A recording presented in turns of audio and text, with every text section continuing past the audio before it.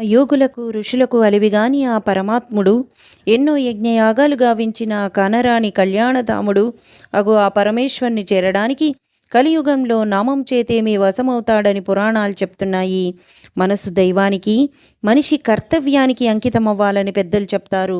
సుఖదుఖాలు దేహానికి మాత్రమే, మనసు దాకా ఏదీ చేరనీయక పరమాత్మ నామం పలుకు సాధన చేస్తే సాధ్యం కానిది ఏదీ లేదు అంటారు. దానికి పరమాత్మ నామం పలకటం అలవాటు చేయాలి. నామమునందు ఏకాగ్రత కుదిరితే నీ మనసు సర్వకాల సర్వావస్థల యందు అదే జపిస్తుంది. నీటి బుడగలాంటి ఈ జీవితం శాశ్వతమని నమ్మకు. కంటి చూపు ఉన్నప్పుడు పరమాత్ముణ్ణి చూడు. చెవులు వినిపించినంతకాలం స్వామి గురించి విను. ఓపిక ఉన్నంతకాలం కాదు, బ్రతికి ఉన్నంతకాలం స్వామిని తలుచుకో. ఎవరినైనా వదిలిపెట్టు, కానీ ఈ దరి నుండి ఆ దరికి చేర్చే పరమాత్మ పాదపద్మములు మాత్రం విడవకు. హరి ఓం.